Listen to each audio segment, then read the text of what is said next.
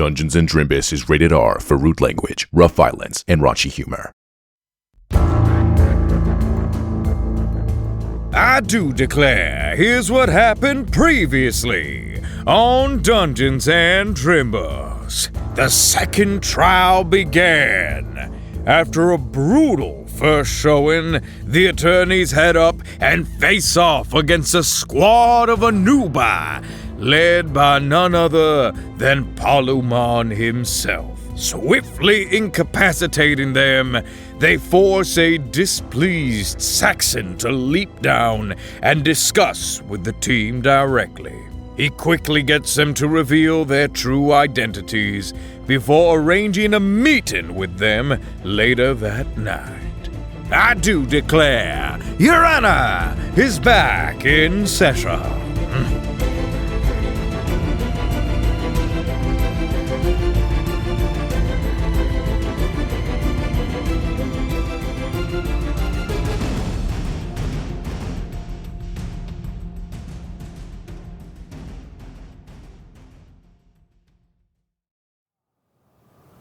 Your meeting with Saxon concluded, you head back toward the tower. The Colosseum still roaring in the background with matches. Jessica feels a new sense of freedom having dropped her disguise, and you see her do like a little cartwheel and just go whee! And as you cartwheel towards the tower, you suddenly hear a shout. You cheated! And as you turn around, you see Palazzo storming toward you angrily. You should have granted us the honor of glory or... And then seeing Jessica in her undisguised form, his eyes just go wide and his jaw literally drops. Oh, hey. Do you have any idea what you were the cause of? Honestly, no. In terms of what is happening with your life, I know the repercussions of what I've caused other places, but I'm trying to take the onus of it and really take on that responsibility. You came in, you disrupted them. For the listeners at home, I said the word onus casually before we started recording, and apparently it's become a big fucking to-do. It's awesome. It's great.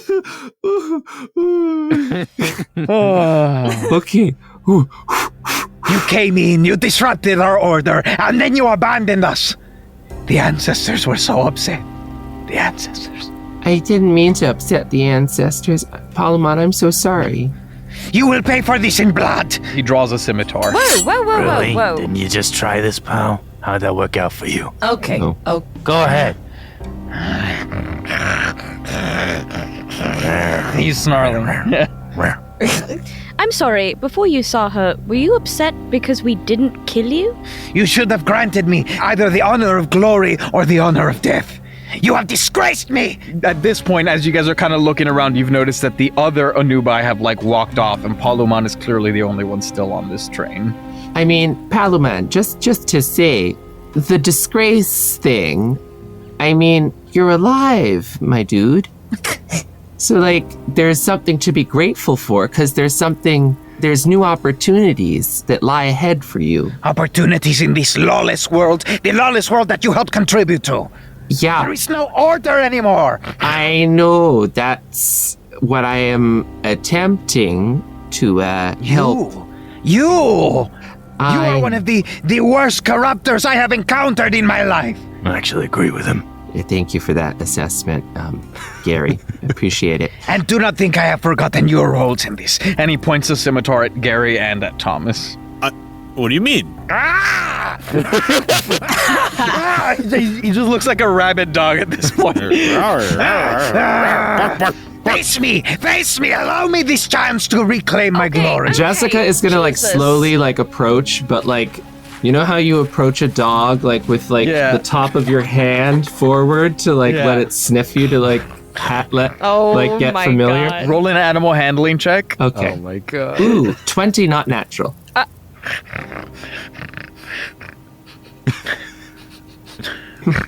What do you want? Jessica's gonna go in for a hug. Roll another animal handling check. Okay. Jessica, just put this guy to sleep already. Another not natural 20. Wow.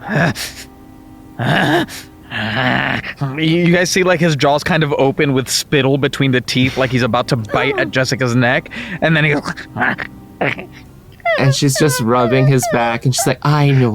It's okay. Let it out. It's okay. It's okay.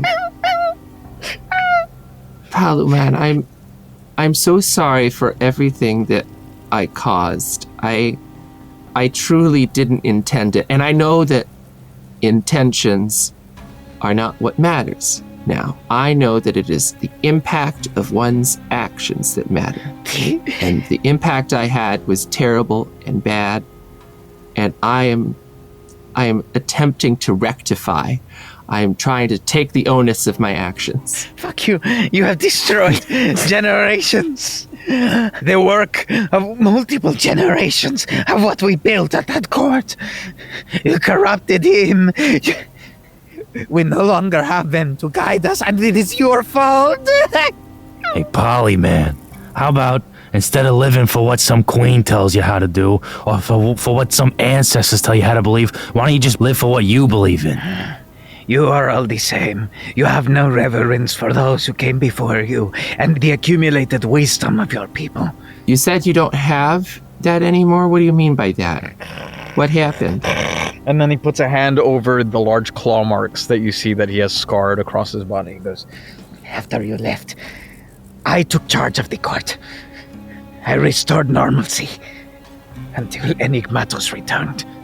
Completely changed. He was out of his mind. Unhinged. All loosey-goosey and huggy and... Chill. He kept going on about vibe checks and the importance of personal responsibility, accountability, systemic stability, all the entities. Doesn't sound so bad to me. Maybe he got therapy. The madman did away with the ancestors for a jury of... it looks like a little hairball. Peers. We no longer have any semblance of order and structure. It is all one big hand-holding circle of loose morality. And I blame you. Maybe you need to figure out who Polymon is. I know who Polymon is! And he throws like sand at you. Ollie, why don't you take this opportunity to actually live, be happy for once, start a family, do your hobbies that you want to do. All you've been doing is working and working and working, and you've never been happy as far as I've seen you. Give me a charisma check. Damn. 13. He grabs his scimitar. So you will not grant me the honor of battle? There's no reason for you to die, Polly. It's stupid. Is that a no? That's a no. Pox on you all! And he bats the sand with his scimitar to like spray it on you. You have taken my place in one of the few organizations that still respects order and law. With your tricks, your cheap tricks. This was not the rules. Keep talking about the rules, Polly, please. You sound like a robot. Which is, now, no offense. Wow. Wow. Well, yeah. You had no reason to have to die today just because someone said you should. How does Polymon want to live? You decide. Don't make yourself live by what other people dictate is what you should do. At this, you see like suspicious Chihuahua face again. Yes. This is what I was trying to do before. Very well. Leave me alone. Fuck off. And he goes Okay. after chasing after the Anubai. It was good to see you again. Bye. All right, why don't we get back to the tower and Yeah. get as much rest as we can before whatever's gonna happen happens. Good plan. Yeah, I like it. It's tonight, isn't it? Yeah? Do you think they're gonna come get us? I imagine they would, but I don't know. That seems like it'd be pretty convenient. I don't think the onus is on us to show up. I think the onus is on them to come get us. There you go. All right, well, the onus is on me to get some shut-eye, so... and Monique starts walking back toward the tower.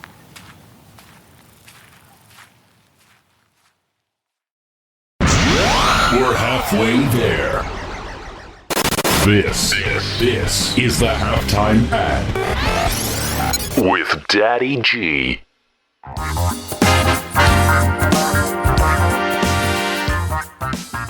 Mr. G, we need that confirmation code. Just give me a second. It's been half an hour. Never mind. Hey guys, sorry, I found out like half my passwords got leaked and I'm trying to reset everything, but my email is full of junk. Like, what is all of this? There's spam and advertisements. Why do this, huh? Emails used to be fun, you know, or interesting at least. I used to get emails from princes all the time. Now it's just Netflix trying to get me to sign back up. If only there were some thing that was fun to read, full of updates on my favorite podcasts, and had, monsters and magic items or adventure prompts for my home games. God, that'd be a blast. You're right, Scruffles! The Not-So-Daily Drimbus! It's only once a week, so it doesn't abuse my inbox. They only send emails when they actually have something interesting to show. It's free, it's fun, it keeps me up to date with everything Drimbus. You know what? I'm just gonna scrap my email and start over with nothing but the Not-So-Daily Drimbus. At drimbus.com/newsletter. Ooh, what should my first new email be? Oh, I know! I will email the patrons about the Not-So-Daily Drimbus. Jerry Benetatos, Queso Loco, Greta Beignet, Alex Capes My Ass, Ace Andrews, Regina Russell, Sam Olivos, Jordan Cobb, The Unnamed Rogue, NB Star, Doubtful Guest, Michael Richters, Davis Walden, Denny Dewdrop, Myth Mouse, Callie Wolf, Brandon M. Bishop, Bridge, Twiglets, Joanna, Stan Sitzman, Scrambles the Death Dealer, Aaron Adams, Nathan Mesnard, Ruth Thanatos, Melissa Rain, Sensational. Butts Aplenty, Normally Me, Dane Colhoff, Loon, Fausta Heavenly Demonic Monster, David Carlton, Tracy Baby, Elastic Band, Hoodie Gang Sheep, Luke Vermin, MV Core, Vico Cocorico, Alyssa Barron, and Jan. Do you guys know about the Not-So-Daily Drimbus at drimbus.com/newsletter? Send.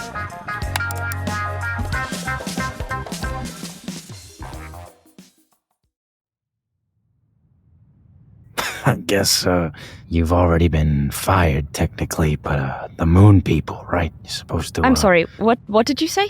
You know, when everybody kind of exploded, I figured you're fired, but I'm worried the moon people might still be able to find you. Have you talked to them yet, or are they talking to you? Okay. Yeah, now's a good time as ever. So, it's funny, we were just talking to Polymon about rules, right? And who gets to make the rules, and if you follow them blindly, or if you choose your own path. And I, for one, did not agree with what occurred. Blue, he seemed to be of the mindset that he's going to have a hands-off approach from now on, and if we do what we went there to do, great. If we don't, then we're dead, which is also great. So he lets you guys work on this case, then tries to blow everybody up, and then lets everybody free again?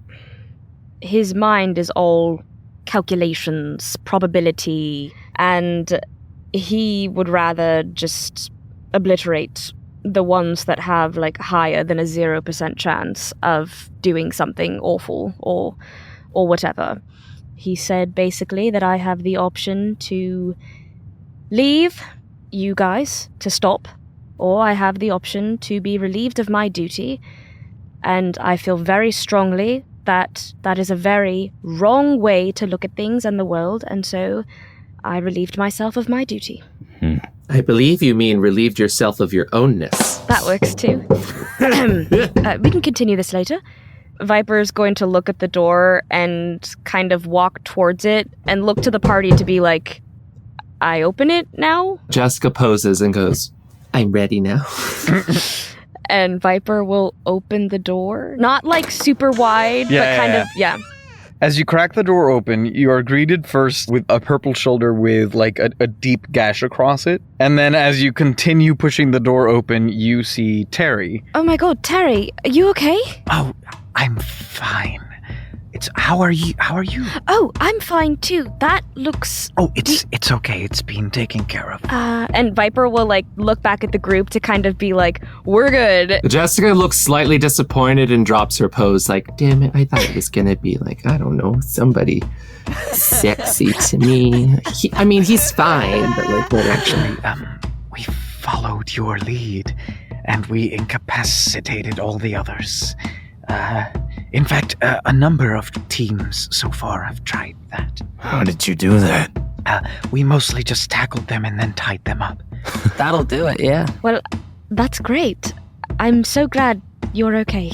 Yes, I just wanted to check in on you, and I was wondering if you wanted to go look at the bearded dragons again. Sorry, pal. Look, we have our final trial coming up. Everybody needs to be prepared afterwards, maybe, but right now we gotta stay focused. Yeah, he slinks several steps down the stairs, backward. Yes, I apologize. I'm so sorry. No, it's a bad Terry, time. Terry, it's okay. I'm sorry. We basically, what we did, we upset I a few people. understand. And Are you all safe? Yes, we're fine.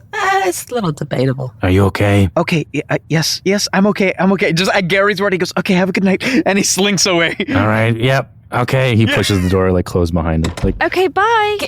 Oh my, you are such a Papa Bear.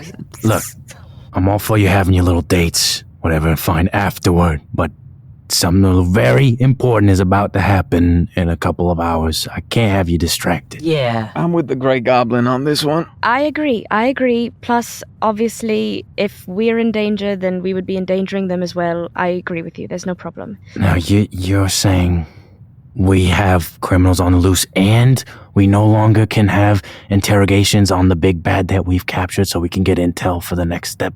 Blue left me with communication with Lucky. And in fact, I'm about to call him right now so we can be updated with what's going on up there. Does that sound good for everyone? Yeah. Yeah. Put him on speaker. I don't know if I can do that. Can I do that? So the way this works is kind of like vibration headphones, where it's not so much that it's playing a sound out, but it vibrates the bones in your ear. Oh, like a cochlear implant. Yeah, so if someone puts their face up against yours, they can hear. So I guess you could conference call with two other people, but you can't put it on speaker. Does anyone have a horn of sorts that I could just put in my ear to amplify, maybe? Gary will conjure a horn. There you go. Gary just casually conjures a horn. And I put the horn in my ear gently. Hey, yo. Okay. Put the horn in your ear and you get the feeling that this most likely will work. Okay. And I call Lucky. And here. Hello? Lucky. Oh, Viper, how are you doing? Well, I've been better. I don't know, has Blue informed you of our conversation? Aye, he did. How do you feel about that? And then you just hear silence for a second. I think it's a mistake, but honestly, I think you might be able to accomplish more on the ground doing your own thing than we might be able to here. We are definitely putting things into motion, but there's a bit more red tape than usual. I think right. we know whatever's happening is serious, but it's really setting in, and I just feel like we don't have the mobility that we usually like to operate with. Sure. How is Kit? He's okay. Blue gave us both some shit. Kit was in jeopardy there for a minute, but I convinced him to let me take him to our drop. Oh, so he's on the ground? Not yet, but we're heading to Opula soon we're gonna check out the tower, and we're gonna bring Kit with us and then leave him behind when we do that.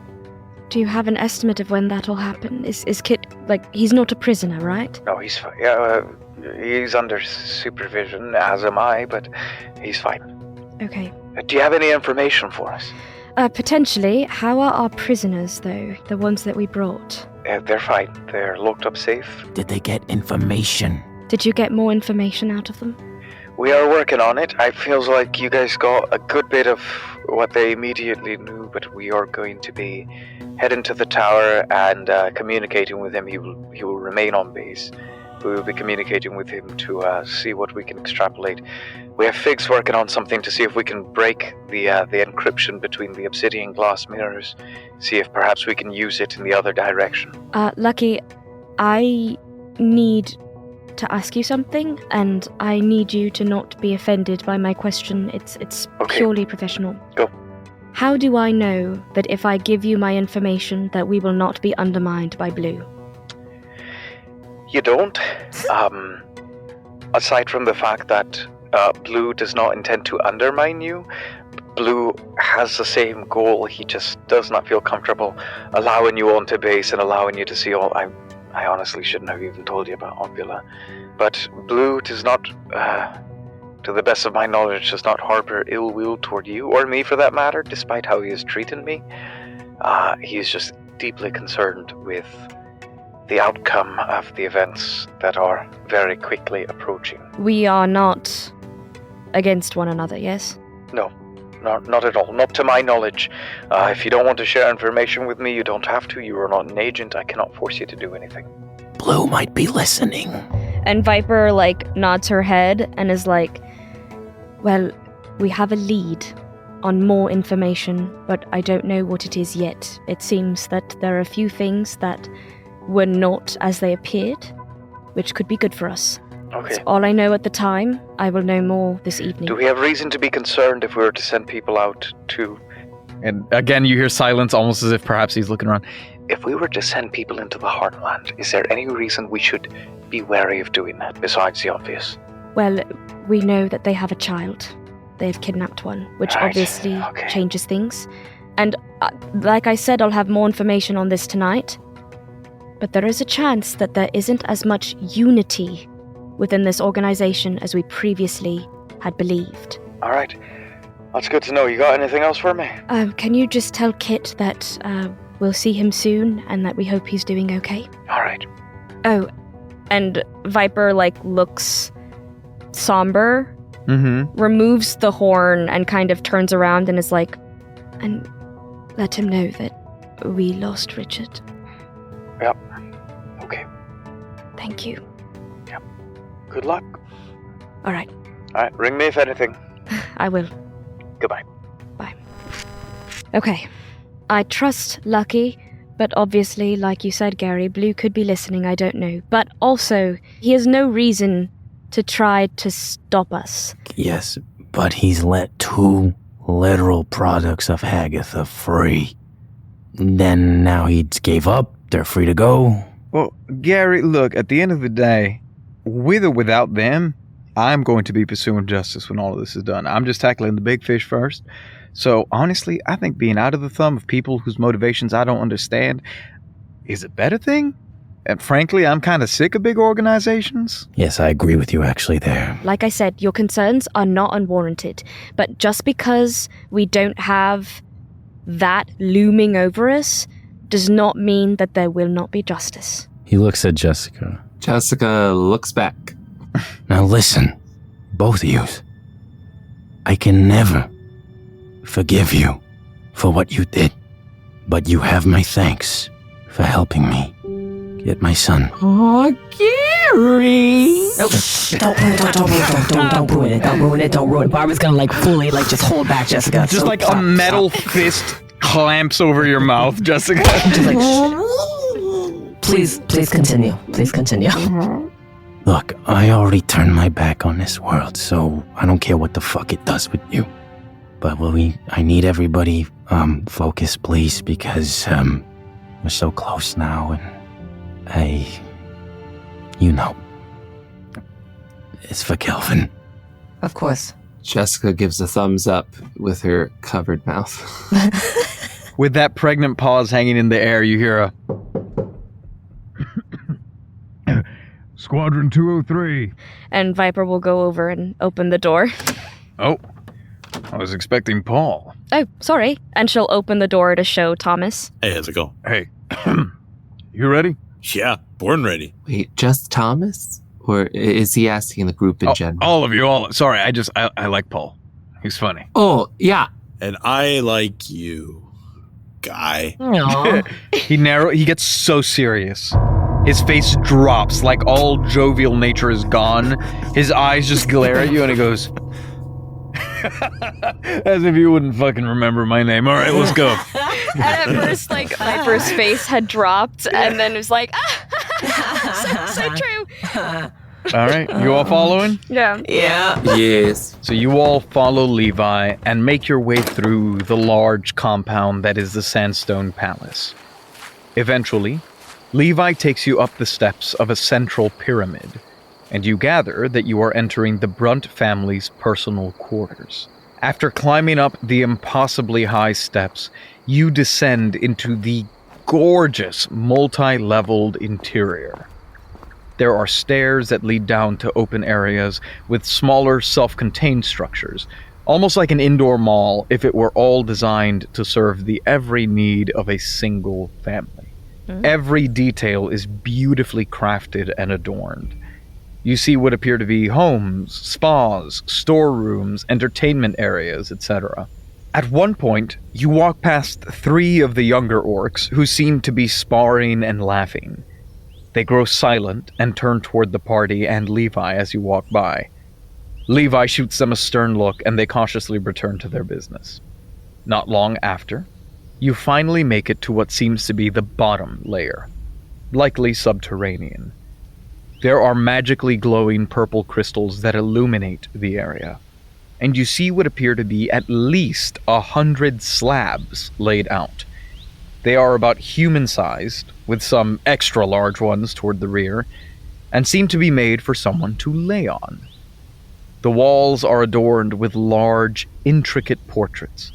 Many of them seem to depict battles or training exercises with the soldiers of the solstice. The most prominent portraits, however, seem to depict members of the Brunt family. There is even a family portrait featuring the 5 young orcs, though much, much younger, the matron, Saxon, looking not too much older than Levi is now, and another orc woman. The ground here is earth. Not sand, but rich soil. In the back of the chamber, you see a series of thrones. Upon 2 sit Saxon and Matron Brunt.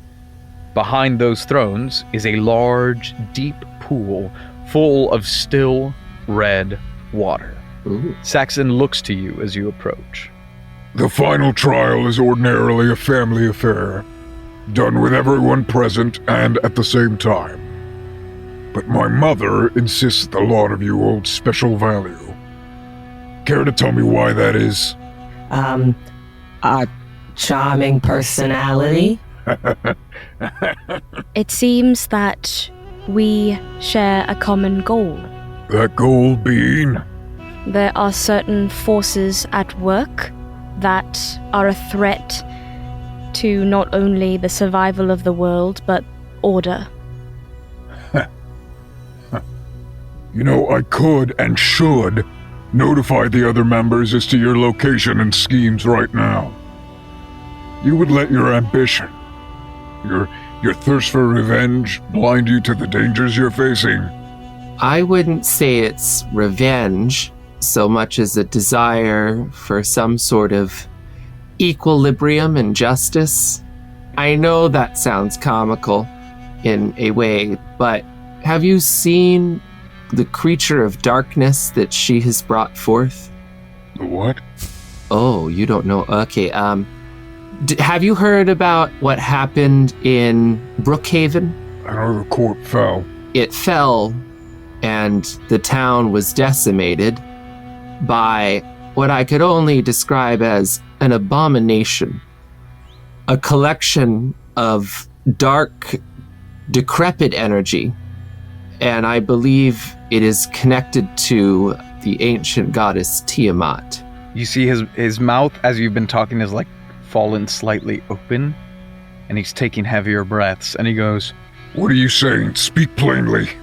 I am saying that she is messing with dark forces that she may not be able to control. These dark what are they? It's hard to explain. We don't entirely know. What we do know is that they're incredibly deadly. They're basically immune to an ordinary sword. We had a deal. We had a deal!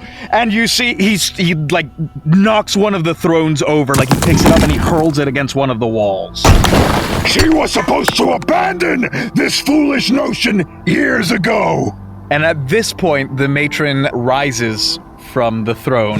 The one right next to her just having been, it's made of stone, like it's molded into the ground. Oh, yeah. He just ripped it straight out of the ground. He's strong boy. Yeah. Jessica, under her breath, seeing it, goes, "Ooh, daddy."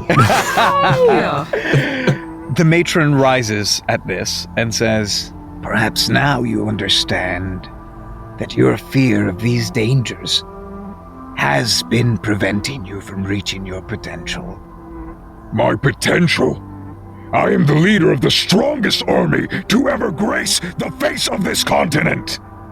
And yet you bow to the whims of an old woman who has never known a day's labor in her centuries-long life.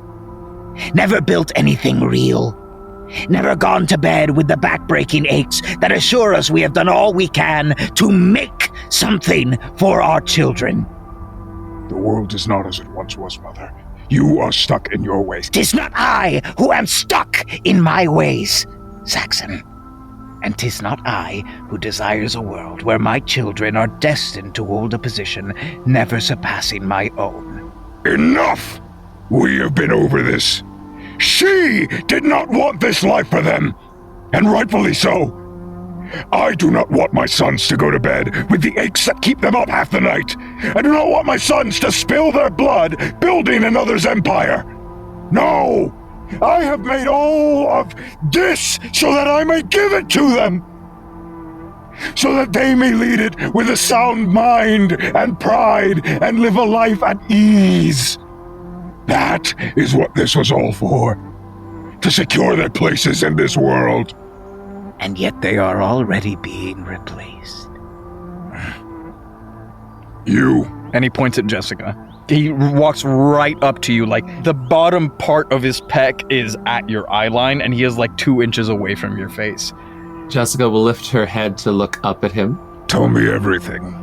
I was born many, many years ago.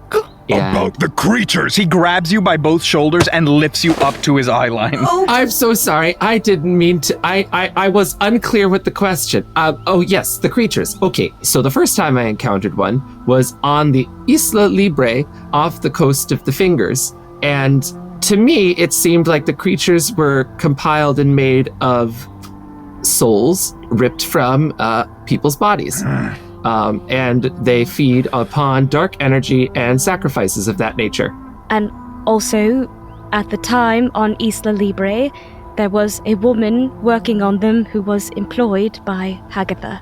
Yes? Yes, Dr. Crichton, Michelle Crichton. How many of them are there? That's a great question. I'm not entirely sure. We've seen at least 3, but I don't know if it's the same one. There's multiple. And there's a dragon one, sir, as well. He drops Jessica and just stares at Gary. What? There's a dragon version of it. I warned you this would happen. This is not the time, Mother. Very well. If Hagatha seeks to cut me out, then I will cut her out first. You are going to undergo the final trial now. Are you all ready? Jessica, had fallen kind of to the ground. She picks herself up and stands up, brushes her skirt a bit to get any, little bits of earth that had clung to it. And she's like, yeah, sure, yes. All right. And you see at this point, he kind of calms down. He starts pacing around the room, kind of violently. Then he picks up the remnants of the shattered stone chair and kind of, jams it back into the ground where it was supposed to be. It's definitely fucked up, and someone's going to have to fix this. But it's a makeshift fix, and he goes, Levi, you're ready to lead this. Let's start small. Don't mess it up. Thank you, Father. Levi turns to you all and says, please, select an altar and have a seat on. Ooh. Jessica would like to lay down next to Barbara, if possible. And Barbara would like to lay next to Jess, if possible. And Viper will sit between Barb and Grisabeth. Okay. And Grisabeth will sit next to Gary. Yeah, we're going to try to sit on the same slab. Can I sit on Gary's lap? You cannot. Okay. I'll sit in the only available space. Monique sits next to Thomas. Tony and Popcorn come up and kind of look at you, Gary and Thomas, being like, should we sit?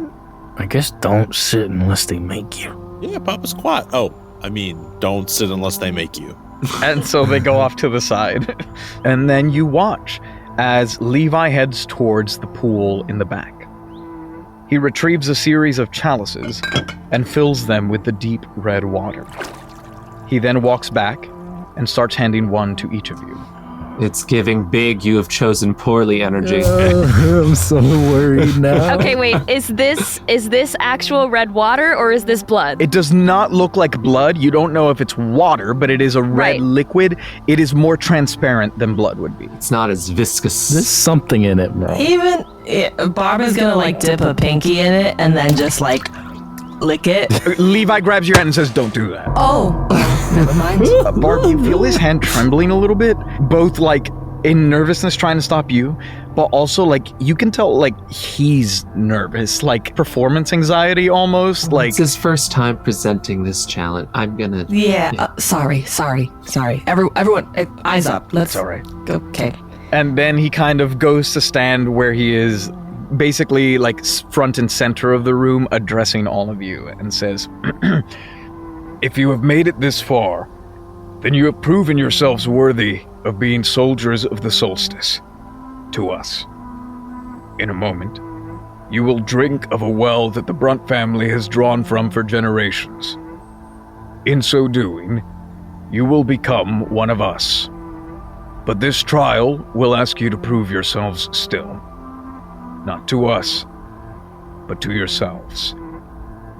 The trial will test the mettle that no amount of man-made obstacles can test. It will ask you to look inside yourself and summon your inner strength. The soldiers of the solstice do not ask who you were or where you come from, only who you will be and where you want to go. But you are the only ones who can reach for the future you desire. Your destiny is yours and yours alone, just as much as your past. Can you make peace with the paths that led you here? And will you summon the courage to take hold of that which you value most, no matter the cost? We hope you will. We ask of you to honor your journeys thus far, flubs and all, to own the person who you were, and boldly lay claim to the person who you will become. When you are ready, please drink from your chalices." There is an eerie silence in the air, and Grisabeth grabs your hand, Gary, and says, "I love you, Gary. I'm proud to be your wife." We can't have anything nice. It has a little bit of cherry, a little bit of... As he starts saying cherry, you see Thomas just falls on the altar. Well, it's a good thing that Thomas is so self-assured. He's going to be fine. And Jessica, when she heard the part about the paths that brought you here, her face kind of fell, and she turned rather pale for her green complexion, and she was staring at the liquid. Bottoms up, and hope to see you on the other side, Barbara. And she will drink deeply from the chalice. And before she can just fall over like Thomas did, she goes ahead and lays down as soon as she's done and just kind of stares at the ceiling, ready for whatever comes next. And you all see Jessica still. Oh, jeez. Viper takes a deep breath and then drinks and lays down like Jessica had. This is so stupid. Hey. Monique drinks, lays down. Barbara's gonna just look at Gary and be like, "For Calvin, right?" And then she'll drink and lay down. I hope so. All right, hon. I love you. I love you too. And she kind of links arms with you, like as if you're drinking champagne together. Oh. All right, let's do it that way. And you both drink, and since you said you had laid down on the same slab, as you drink, Grisabeth lays down with a hand on your chest. Aww. And you feel her still first. Oh. And with that, we see you all go still.